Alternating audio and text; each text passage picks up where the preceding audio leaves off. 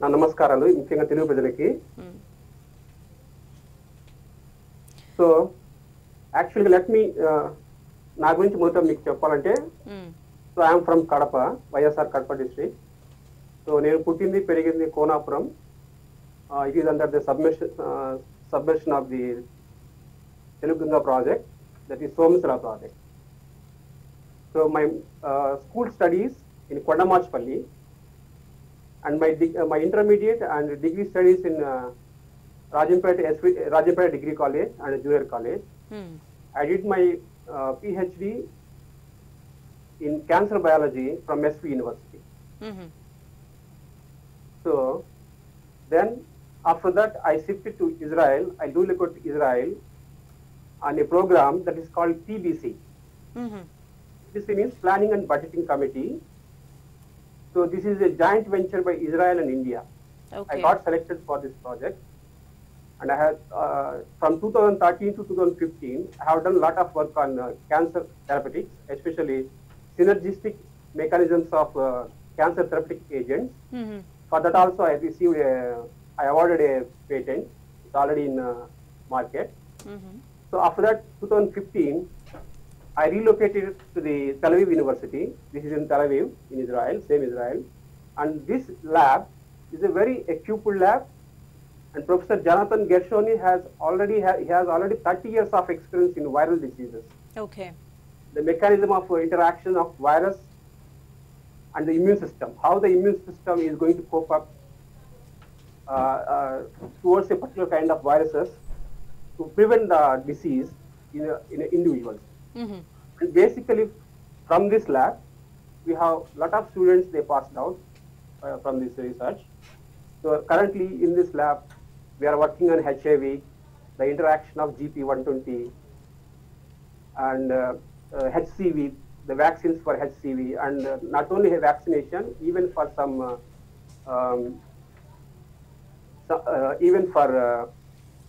kind of IgM profiling. So IgM profiling means, so once a patient is infected, so we have a kind of mechanism.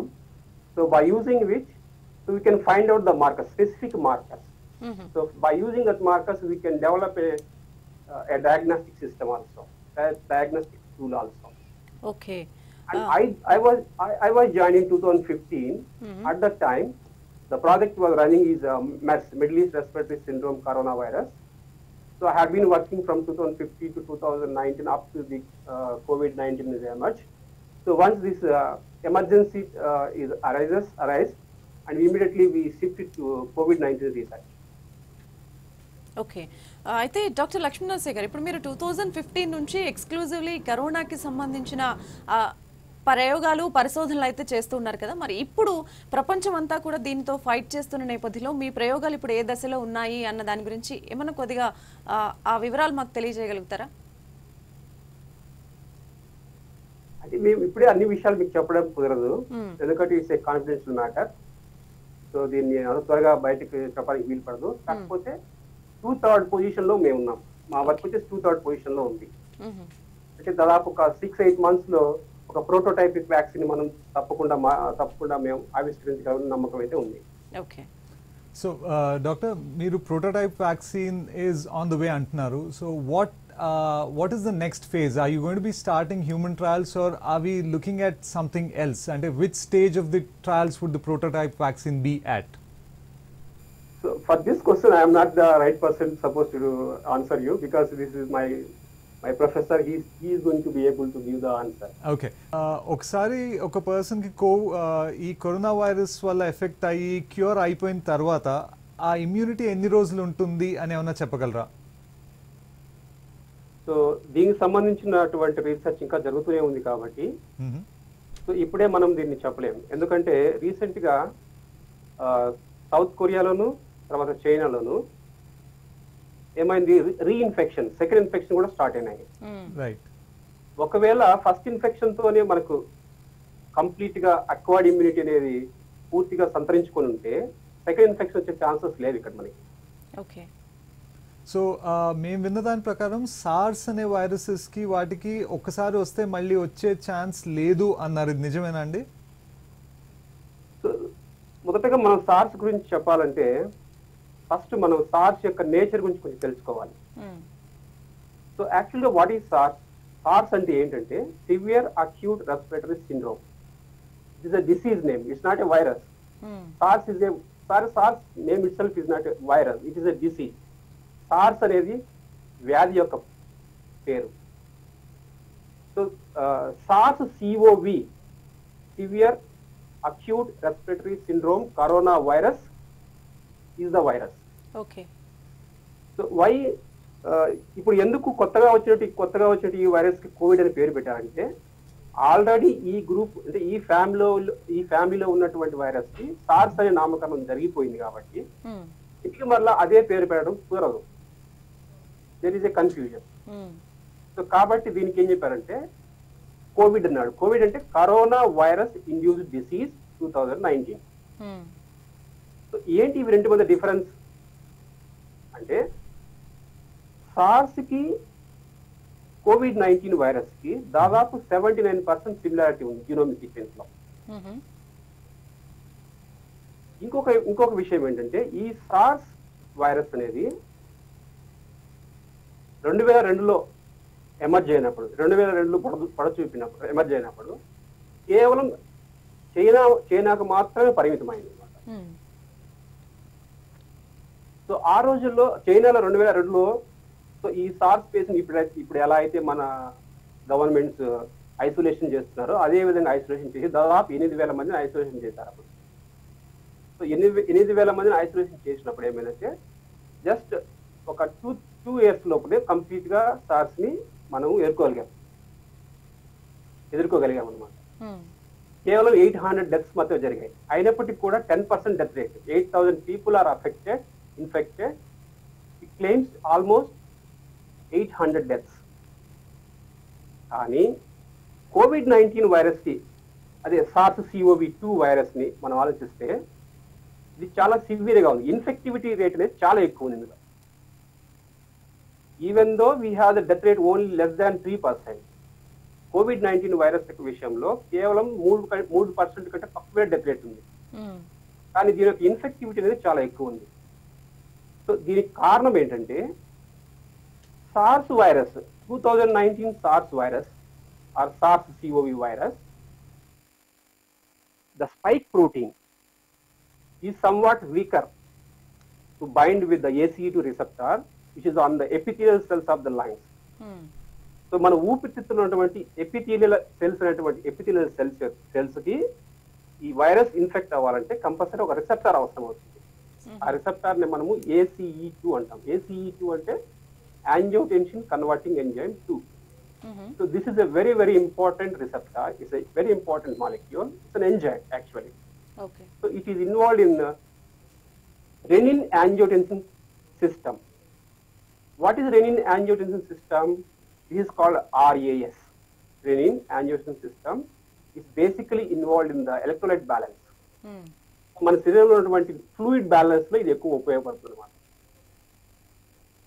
కానీ ఇప్పుడు COVID-19 virus కి ఎందుకు ఇంత infectivity rate ఉందంటే దానికి కారణము so this COVID-19 is somewhat modified and it attains high capacity of binding to the ACE2. Okay. So at the same time, in the mechanism of infection of these viruses, it requires a protease activity. So bind అయినంత మాత్రాన ఈ virus మన శరీరంలో ఉన్నటువంటి cells లోకి enter అవడానికి వీలు పడదు. ఎందుకంటే ఇక్కడ స్పైక్ ప్రోటీన్ లో 2 భాగాలు ఉంటాయి, స్పైక్ 1 అని స్పైక్ 2 అని. That is simply called as S1 and S2. S1 domain and S2 domain. Okay. So once the interaction established, ఒకసారి ఈ స్పైక్ ప్రోటీన్ కి ఈ రిసెప్టార్ ప్రోటీన్ మధ్య ఇంటరాక్షన్ ఎస్టాబ్లిష్ అయిన తర్వాత ఈ ప్రోటీయేజ్ అనేటువంటి enzymes so they will hydrolyse the particular regions, ఒక పర్టికులర్ రీజియన్స్ హైడ్రలైజ్ చేస్తుంది. Then the spike protein undergoes some structural changes. అంటే ఆ స్పైక్ ప్రోటీన్ లో కొన్ని రకాల నిర్మాణాత్మకమైన మార్పులు జరుగుతాయి. సో ఈ మార్పులు జరిగినప్పుడు హెచ్ఆర్ పెప్టైడ్స్ అంటే హెప్టార్ రిపీట్స్ ఆఫ్ ద పెప్టైడ్స్ అంట వాటిని. So this HR there are two types of HR1 and HR2. Hectare అనేటువంటి ఈ భాగం వచ్చేసి ఈ వైరస్ పార్టికల్ ని మన సెల్ మెంబ్రేన్ తో ఫ్యూజ్ చేయగలుగుతుంది అనమాట. అంటే we have the cell membrane, epithelial cell membrane తోను వైరస్ పార్టికల్ సెల్ మెంబ్రేన్ తోను ఫ్యూజ్ అవ్వడం వల్ల అప్పుడు ఈ వైరస్ ఎంట్రీ అనేది పూర్తిగా సంపూర్ణమవుతుంది. అయితే డాక్టర్ గారు ఇప్పుడు మీరు చెప్పినట్టు ఈ స్పైక్ ప్రోటీన్ ఏదైతే ఉందో S1 S2 అనేది, సో దాన్ని కనుక మనం డెస్ట్రాయ్ చేయగలిగితే ఈ వైరస్ ఎఫెక్ట్ అనేది హ్యూమన్ బాడీ మీద కంప్లీట్ గా అది డెస్ట్రాయ్ అయ్యే అవకాశం ఉంటుందా? ఇప్పుడు మీరు డిజైన్ చేసి ఒక పేటెంట్ తీసుకున్న డిజైన్ కూడా స్పైక్ మీద మీకు కాన్సన్ట్రేషన్ ఉంది అనేది కూడా చదివిన ఆర్టికల్స్ లో మేము తెలుసుకున్న బేసిక్ ఇన్ఫర్మేషన్. మీరేమంటారు దాని మీద? అవునండి, కానీ ఇక్కడ ఈ వైరస్ యొక్క ప్రత్యేకత ఏంటంటే సాధారణంగా RNA వైరసెస్ కి ప్రూఫ్ రీడింగ్ యాక్టివిటీ ఉండదన్నమాట. ప్రూఫ్ రీడింగ్ యాక్టివిటీ చాలా తక్కువ వైరసెస్ లో. కాబట్టి వేరే వైరస్లు ఏమవుతాయంటే త్వరగా అవి మ్యూటేషన్స్ లోన్ అయ్యేసి, అంటే ఉత్పరివర్తనాలకు లోన్ అయ్యేసి తన రూపాలను మార్చేసుకొని ఒక్కోసారి కంప్లీట్ గా అంతరించిపోతాయి ఈ భూమి మీద లేకుండా. కానీ ఈ వైరస్ పర్టికులర్ గా ఈ కరోనా వైరస్ ఫ్యామిలీకి, ముఖ్యంగా ఇప్పుడున్నటువంటి COVID-19 వైరస్ కి అంటే SARS-CoV-2 కి ప్రూఫ్ రీడింగ్ యాక్టివిటీ ఉందన్నమాట. అంటే while replicating the virus, it has to replicate the RNA genome. So ఈ RNA జీనోమ్ రిప్లికేట్ చేసే క్రమంలో ప్రతిసారి తను తీసుకున్నటువంటి డాటర్ కాపీ, అంటే the new strand is proofreaded by the proofreading activity of the polymerase. Okay. So కాబట్టి ఇది ఎక్కువగా ఏ ప్రాంతంలో అయితే బైండింగ్, దాన్ని మనం రిసెప్టార్ బైండింగ్ డొమైన్ అంటున్నాం. స్పైక్ ప్రోటీన్ లో కూడా ఒక భాగం NTD అంటాం. అంటే NTD అంటే ఎంటర్నల్ డొమైన్. ఈ ప్రోటీన్ కి జనరల్ గా మనం ప్రోటీన్ ని రెండు రకాల, అంటే ప్రోటీన్ యొక్క నేచర్ ఏం చెప్తామంటే ఎంటర్నస్ డొమైన్, సీటర్నస్ డొమైన్ ఫ్రేమ్ చేస్తాం. ఎంటర్నస్ అంటే amino acid terminus domain, amino terminus domain and carboxy terminus domain. Actual గా ప్రోటీన్ సింథసిస్ ప్రాసెస్ లో ఎప్పుడు కూడా ప్రోటీన్ అనేది ఎంటర్నస్ డొమైన్ స్టార్ట్ అయ్యి సీటర్నస్ డొమైన్ తో ఎండ్ అవుతుంది అనమాట. సో ఇక్కడ ఎంటర్నస్ డొమైన్ అనేది ఎక్స్పోజ్ అయి ఉంటుంది పైకి. ఇప్పుడు మనం చూసాము, కొన్ని స్ట్రక్చర్స్ చూసారు ఆల్రెడీ, ఇప్పుడు రకరకాల స్ట్రక్చర్స్ చూపిస్తున్నారు మీకు టీవీలో వాళ్ళు చూపిస్తున్నారు. సో పైన స్పైక్ ప్రోటీన్ పైన ఒక గుబ్బ లాంటి నిర్మాణం కనపడుతుంటుంది. సో దాన్నే రిసెప్టార్ బైండింగ్ డొమైన్ అంటాం. సో మిగతా స్టాక్ లాగా ఉండేది మొత్తం అంటే జస్ట్ ఒక స్టాక్ లాగా ఉండేంత వచ్చేసి దాన్ని S2 డొమైన్ అంటాం. ఈ S2 డొమైన్ అనేది వైరస్ యొక్క మెంబ్రేన్ తో లోపలగా ఉంటుంది అనమాట, ఎంబెడ్ అయి ఉంటుంది. ఓకే, ఇప్పుడు ఈ S1 ఈ N terminus domain, this NTD N terminus domain is highly conserved. So doctor గారు, మీరు ఈ పర్టికులర్ పార్ట్ కన్జర్వ్ అయి ఉంటుందన్నారు, అండ్ మేము రిపోర్ట్స్ చూస్తే వైరస్ మ్యూటేట్ అవుతుంది అని కూడా అంటున్నారు. సో మీరు కనుక్కునే వ్యాక్సిన్ అన్ని మ్యూటేషన్స్ ఆఫ్ ది వైరస్ నుంచి మనల్ని ప్రొటెక్ట్ చేస్తుందా, ఆర్ ఒక స్పెసిఫిక్ వేరియంట్ మాత్రమేనా? దీనికి పర్టికులర్ చెప్పాలంటే ఇంతవరకు మనకు వ్యాక్సిన్ మొడాలిటీస్ లో దాదాపు ఒక 6 to 7 టైప్స్ మొడాలిటీస్ ఉన్నాయన్నమాట. సో కంప్లీట్ వ్యాక్సిన్ అంటే virus, we can use a complete virus as a vaccinating agent, అంటే ఇమ్యునోజన్ గా మనం వాడుకుంటారు. But it's not live virus, it is attenuated virus, killed virus. And రెండోది వచ్చేసి nucleic acids as a vaccine candidates, అంటే nucleic acids ని కూడా ఇమ్యునోజన్స్ గా ఉపయోగించుకోవచ్చు. RNA కాంబినేషన్ తో వాడే వ్యాక్సిన్స్ అంటున్నారు. కానీ ఇప్పుడు మనకున్న most of the vaccines are in the other 4 methods and RNA vaccines are relatively new అంటున్నారు. సో మీరు వాడే వ్యాక్సిన్ ట్రాన్స్పోర్టేషన్ సిస్టమ్ ఇదేనా? లేదు, మేము వాడే మాది complete different kind of technology. అందుకే మాకు ఆల్రెడీ పేటెంట్ దీనికి ఆల్రెడీ అవార్డ్ అవ్వడానికి కారణం ఏంటంటే it's a unique and specific system. కానీ ఆ స్పెసిఫిక్ సిస్టమ్ ఏంటని నేను మీకు డిస్కస్ చేయలేను, కానీ it's a unique system and we are targeting the exact pin points. So the pin points means, for example, if I give an example, so this is the discon key.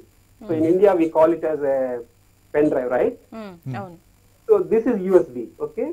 This is a USB connector, this position, USB connector. So this pen drive, actually it has information like a virus particle. But without computer it can't do anything. అవును. Right. Computer తో అనుసంధానం అయితేనే మనం దీని ద్వారా ఏదైనా పని చేయగలుగుతాం. ఎస్. వైరస్ కూడా అంతే. వైరస్ అనేది ఎప్పుడైనా సరే హోస్ట్ లభించకపోతే, అంటే ఆవాసం లభించకపోతే అది ఒక డెడ్ పార్టికల్ తో సమానం. ఓకే. అంతే. ఒక సింపుల్ గా ఏం చెప్పొచ్చు అంటే జీవము లేని జీవ పదార్థం అని చెప్పొచ్చు మన తెలుగులో. ఓకే. అందులో జీవ పదార్థం ఉంది కానీ జీవం లేదు. ఒకవేళ ఆ జీవ పదార్థానికి జీవాన్ని సంతరించుకోవాలంటే కంపల్సరీ జీవం లేని ఇంకొక భాగం దానికి అవసరం అవుతుంది, like just like a computer. Okay. So ఇందులో మా కాన్సెప్ట్ వచ్చేసి, సో మనం ఈ డిస్కౌంట్ ని ఎలా యూజ్ చేస్తాము, యూఎస్బి పోర్ట్ లోకి ఈ డిస్కౌంట్ ని మనం ఇన్సర్ట్ చేస్తాం. అంటే వైరస్ లో స్పైక్ ప్రోటీన్ లో ఉన్నటువంటి RBD, receptor binding domain. So ఈ రిసెప్టార్ బైండింగ్ డొమైన్ కి అగెనిస్ట్ గా మనం యాంటీబాడీస్ ని రైజ్ చేయగలిగితే అటువంటి యాంటీబాడీస్ ని న్యూట్రలైజింగ్ యాంటీబాడీస్ అంటాం. ఎందుకంటే తప్పకుండా ఈ యాంటీబాడీస్ వైరస్ ని న్యూట్రలైజ్ చేస్తాయి. ఎందుకు కారణం ఏంటి? Once the virus attaching it's receptor, then only it can show its function. If you make a problem, if you make an obstacle to the virus by blocking the surface of receptor binding domain, we can simply prevent the viral infection. So, mano Oxford lo jarige trials, they are using the viral vector based method. Adenovirus ni vaadi they are injecting the coronavirus into patient ani is what we've come to know. So, మీరు వాడే method కి ఈ method కి ఏమైనా differences ఉన్నాయా? Which one is a more effective method అని మీ ఉద్దేశంలో, are రెండు ఈక్వల్లీ ఎఫెక్టివా? ఆ విషయం నేను చెప్పలేను, ఎందుకంటే మేము scientifically and there is some ethics, we cannot comment other words. Okay. So what we are doing, we can expose, we can give the explanation. Okay. But actually what the other methods are also safe methods, they also have the efficacy. Okay. But what we designed is a new method, and this method is a promising method, we thought. So most promising method we thought. Okay, so ippudunna vaccine development methods around 5 unte, can we say that your method will be considered to be the 6th method, the new one? ఇంకా మేము దాన్ని పూర్తిగా finalise చేయలేదు కదా, అంటే ఇప్పుడు నిరూపించలేదు కదా మేము. Okay, but ఒకవేళ hypothetically we are thinking that this is the best one. Okay. Okay. So, why? Because in our other methods there is a problem, one problem I think. So for example, if you take a complete spike protein as an immunogen, the total protein, the entire protein, as I told you that 1200 amino acid length protein, big protein. So usually immune system will develop lot of antibodies. And it requires a lot of energy. Our body utilizes a lot of energy to produce these antibodies. Okay. You know, the ATP requirement is very, very high. At the same time, the junk antibodies, I mean the antibodies which are not suitable for the neutralization, they are called non-neutralizing antibodies. Okay. So, ఇటువంటి non-neutralizing antibodies మన బాడీలో ఎక్కువ ఉండడం వల్ల next if in future if any this kind of second infection or reinfection occurs, it leads to the antibody dependent enhancement of infection. So mana immune ఆ response, infection యొక్క ప్రభావం ఇంకొంచెం ఎక్కువ అవుతుంది అనమాట. సో అదే మనం ఇటువంటి మెథడ్స్ ని ఫాలో అయ్యాం అనుకోండి, అంటే only we are going to producing neutralising antibodies. Okay. కాబట్టి సాధ్యమైనంత వరకు ఈ ఏడిఈ ఎఫెక్ట్ నుంచి మనం ఈ వ్యాక్సిన్ దూరంగా ఉండడానికి ఛాన్సెస్ ఉంటుంది ఈ వ్యాక్సిన్ వల్ల. సో ఎసెన్షియలీ మన ఇమ్యూన్ సిస్టమ్ నుంచి మనకు వచ్చే అంటే ఎనీ నెగటివ్ ఎఫెక్ట్స్ ని మీరు ఈ మెథడ్ వల్ల తగ్గిస్తున్నారు అంటున్నారు. yes, exactly. Okay, great. Okay. అయితే డాక్టర్ గారు ఇప్పుడు ఆల్రెడీ మనం ఇందాక మీరు మాట్లాడుకున్నప్పుడు ఈ కరోనా ఫ్యామిలీకి సంబంధించి ఆల్రెడీ ఇప్పటికి మనకి 3 కైండ్ ఆఫ్ వైరసెస్ అనేవి వరల్డ్ ని ఎఫెక్ట్ చేస్తూ ఉన్నాయి. డిఫరెంట్ ఆ ఎఫెక్ట్ ఎలా ఉంది అనేది డిఫరెంట్ వేరియేషన్స్ లోనే డిఫరెంట్ ఇమిటేషన్స్ లో ఉన్నాయి అనేది మనం మాట్లాడుకున్నాం.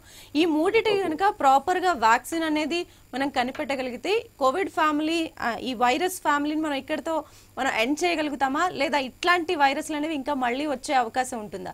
ఈ 3 వ్యాక్సిన్ ని ఒక మనిషి బాడీలో ఇంజెక్ట్ చేయగలిగితే ఈ ఫ్యామిలీ కైండ్ ఆఫ్ వైరసెస్ నుంచి కంప్లీట్ గా ఇమ్యూన్ సిస్టమ్ అనేది బాడీలో డెవలప్ అయ్యే అవకాశాలు ఉంటాయా? సో యాక్చువల్ గా ఇక్కడ చిన్న కరెక్షన్ మీకు తప్పుగా అనుకోకండి. డెఫినెట్లీ చెప్పండి. యాక్చువల్ గా ఈ కరోనా వైరసెస్ కేవలం 3 కాదండి. హ్యూమన్ ఇన్ఫెక్ట్ చేసేటువంటి కరోనా వైరసెస్ 7 అన్నమాట. 7 ఉన్నాయి. Okay, is this the 7th one? అందులో 7 ఉన్నాయి అన్నమాట. అందులో HCOV human corona virus OC43, okay, HCOV, HKU1, ఈ రెండింటిని బీటా కరోనా వైరస్ అని చెప్తారు. తర్వాత ఇంకోటి వచ్చేసి HCOV 229E, ఇంకోటి వచ్చేసి HCOV NL63. వీటిని ఆల్ఫా కరోనా వైరస్ అంటారు. ఈ 4 కూడా అప్పర్ రెస్పిరేటరీ ట్రాక్ ని మాత్రమే ఇన్ఫెక్ట్ చేస్తాయి. అప్పర్ రెస్పిరేటరీ ట్రాక్ అంటే కేవలము మన శ్వాసకోశ నాళం ఉంటుంది కదా, ఆ శ్వాసకోశ నాళాన్ని మాత్రమే ఇన్ఫెక్ట్ చేస్తాయి. కాబట్టి వీటి ఎఫెక్ట్ అంత ఎక్కువ ఉండదు.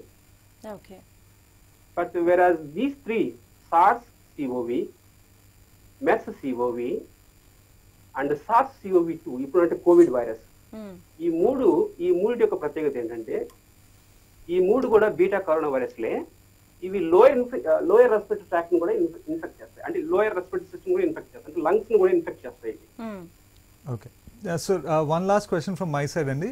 మీరు ఒక వ్యాక్సిన్ ఈజ్ రెడీ అని మీరు డిసైడ్ చేసేటప్పుడు what should be the success rate? అంటే this is the effectiveness or this is the percentage or this is the rate at which the vaccine is effective అని ఎంత మార్కెట్ ఉంటుంది? అంటే ఇప్పుడు మనం కొత్తగా వచ్చిన మలేరియా వ్యాక్సిన్ చూసాము, it has been in development for 30 years, but the effectiveness rate is still at 30 or 40% అన్నారు. బట్ అదేవిధంగా మనం పోలియో వ్యాక్సిన్ చూస్తుంటే the effectiveness rate of that vaccine is about 90%. So ఇప్పుడు ఈ మన COVID-19 స్పెసిఫిక్ వైరస్ కి ఎంత పర్సంటేజ్ ఎఫెక్టివ్నెస్ వస్తే you think will be ready with the vaccine? So అది ఇప్పుడే ఆ క్వశ్చన్ ఇప్పుడే ఆన్సర్ చేయడం అనేది అంత వైజ్ఫుల్ గా అనిపించదండి. ఎందుకంటే ఇప్పటికి కూడా ఇంకా ట్రయల్స్ జరగలేదు, క్లినికల్ ట్రయల్స్ ఇంకా పూర్తి కాలేదు. So how much antibody titre is there in the receivers, ఎవరికైతే క్లినికల్ డైట్ డోసెస్ ఇచ్చారో ఆ డోసెస్ తీసుకున్న వాళ్ళలో ఎంత వరకు యాంటీబాడీ ప్రొడక్షన్ ఉంది, ఎటువంటి యాంటీబాడీస్ ప్రొడ్యూస్ అవుతున్నాయి, అంటే ఎంతవరకు ఇది 2 నెలలు ఉంటున్నాయా, 3 నెలలు ఉంటున్నాయా, లేదా 6 months ఉంటున్నాయా, లేదా 1 year ఉంటున్నాయా, ఈ డేటా మొత్తం రావాల్సింది. అది వచ్చిన తర్వాత మాత్రమే మనం ఇటువంటి ఆన్సర్స్ కి ఇటువంటి క్వశ్చన్స్ మనం ఆన్సర్ చేయగలుగుతాం. డాక్టర్ గారు, ఇప్పుడు అందరం ఒక కంక్లూజన్ కి వచ్చేస్తున్నాం, వ్యాక్సిన్ తయారయ్యే వరకు తప్పనిసరిగా వైరస్ తోటే మనం అందరం కలిసి ఉండాలి. అలా ఉన్న సిచ్యువేషన్స్ లో హర్డ్ ఇమ్యూనిటీ డెవలప్ అవుతుంది, ఆటోమేటిక్ గా అందరికీ బాడీలో యాంటీబాడీస్ తయారవుతాయి అనేది ఒక మెడికల్ థియరీగా చెప్తున్నారు. దీన్ని మీరు ఎంతవరకు సపోర్ట్ చేస్తారు? ఎన్ని డేస్ ఈ జర్నీ ఇట్లా కొనసాగాలి వైరస్ తోటి హర్డ్ ఇమ్యూనిటీ డెవలప్ అవ్వాలి? సో ఈ క్వశ్చన్ సంబంధించి నేను మీకు ఒక ఎగ్జాంపుల్ ఇస్తాను. మీకు ఇంతకుముందు చెప్పాను కదా HCOV OC43 అనే వైరస్ గురించి. This is the best example virus for this hard immunity. ఎందుకంటే ఆ రోజుల్లో 1989 అప్పుడు 1890లో సో మనకు సైన్స్ గురించి పెద్దగా అంతగా సాధారణ జనాలకు తెలియదు అనమాట. పెద్దగా అంత డెవలప్ అంత నాలెడ్జ్ లేదు, అంత రెవల్యూషనరీ ఇన్ఫర్మేషన్ కూడా లేదు అప్పుడు మనకి. సో కేవలం ప్రజలందరూ ఏమనుకున్నారు, ఇది కేవలం ఫ్లూ లైక్ ఫీవర్ జలుబు లాంటిది అనుకున్నారు. సో అలానే కొద్ది రోజులు దాదాపు ఒక 1 million people are lost their life. So వాళ్ళ జీవితాలు పణంగా పెట్టవలసి వచ్చింది.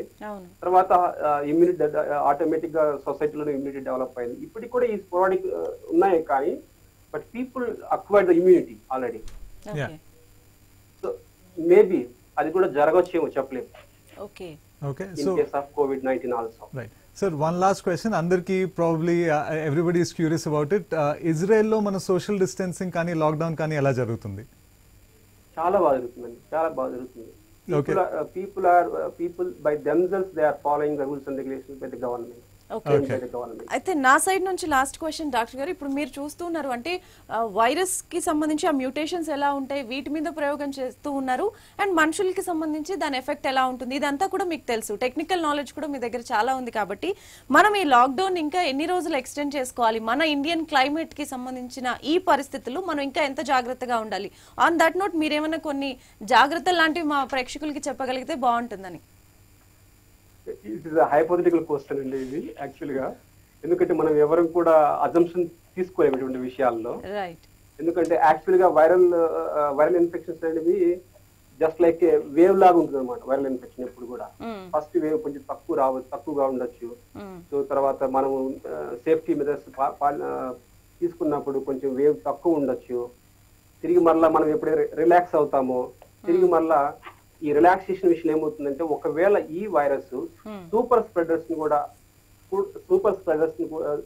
కి ఇన్ఫెక్ట్ అయింది అనుకోండి, కొంతమంది వ్యక్తులు ఉంటారు అసిమ్ప్టమిక్ గా ఉంటారు, వాళ్ళు ఎక్కువగా సూపర్ స్ప్రెడర్స్ గా పనిచేసేటువంటి అవకాశం ఎక్కువ ఉంటాయి వాళ్ళల్లో.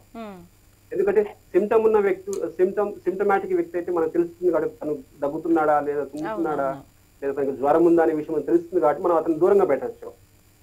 కానీ ఒక వ్యక్తి ఆల్రెడీ వైరస్ ని క్యారీ చేస్తూ తనకి ఎటువంటి సిమ్టమ్స్ లేకపోతే అందరూ కూడా అతను ఇంటరాక్ట్ అయ్యే ఛాన్సెస్ ఉన్నాయి కదా.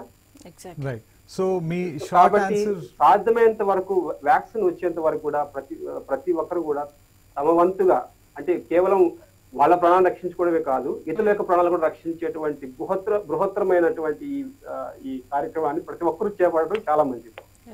Okay, so the final message to our viewers is to stay home and stay safe. Yes, exactly. Thanks, Andy. Thank you so much doctor గారు. And first time ever interview మీరు I News కి ఇచ్చినందుకు, and దీని గురించి ఇప్పటివరకు ఉన్న చాలా doubts ని మీరు ఈ ప్రోగ్రామ్ ద్వారా కొన్ని క్లియర్ చేయగలిగినందుకు thank you so much for the valuable information and all the very best అండి. మీ ట్రయల్స్ త్వరగా సక్సెస్ అయ్యి ఒక వ్యాక్సిన్ అనేది తొందరగా అందుబాటులోకి రావాలి అనేది మీరు కోరుకుంటున్నా. అది మీ ద్వారానే ఫస్ట్ జరగాలనేది కూడా మేము ఆకాంక్షిస్తున్నాం, స్పెషల్లీ ఐ న్యూస్ నుంచి. So good luck from all of us. Rajini garu, thank you Tejasvi garu. Okay, good luck from all of us Andy. మన ఇండియన్ ప్రజలకందరికీ నా తరపున నమస్కారాలు తెలియజేస్తున్నాను. ఐ న్యూస్ నాకు ఈ అవకాశం ఇచ్చినందుకు, ప్రజలందరితో ఇంటరాక్ట్ అవ్వడానికి, ముఖ్యంగా తెలుగు ప్రజలతో ఇంటరాక్ట్ అవ్వడానికి మీరు ఇచ్చిన అవకాశానికి మీ యాజమాన్యానికి తర్వాత మీ బృందానికి నా హృదయపూర్వక నమస్కారాలు. థ్యాంక్ యూ వన్స్ అగైన్ అండి. Thank you so much. Thank you. So అది చూసారు కదా, ఎక్స్క్లూజివ్ ఐ న్యూస్ మీకోసం అందించిన ఇంటర్వ్యూ. టెల్ అవీవ్ యూనివర్సిటీ ఇజ్రాయెల్లో ప్రస్తుతం దీనికి సంబంధించి పరిశోధనలు కొనసాగుతున్నాయి. మన తెలుగు శాస్త్రవేత్త డాక్టర్ లక్ష్మీ నరసయ్య ఉప్పలపాటి గారు, ప్రొఫెసర్ జొనాథన్ గెర్షోని టీంలో కరోనా వైరస్ మీద ప్రయోగాలు చేస్తున్నారు. సో హోప్ఫుల్లీ తేజస్వి వారు మాట్లాడినది విన్న తర్వాత మనమే ఫస్ట్, అంటే లక్ష్మీ నరసయ్య గారి చేతుల మీద ఫస్ట్ వ్యాక్సిన్ వస్తుందని నాకైతే confidence. How confident you are? From what he is saying, we have, I mean, the outlook seems very positive, and we have a new method of looking at delivery of a vaccine. So this is probably, I mean, an Indian being involved in creating a completely new delivery method for a vaccine anedi, I think it's something that we should all be proud about. So at least itlanti valలని respect cheyadanikaina we should maintain social distancing, and we should stay home, and we should stay safe. Right. So on this note we are concluding this program, and thanks for watching this. Stay home and stay safe. Stay tuned.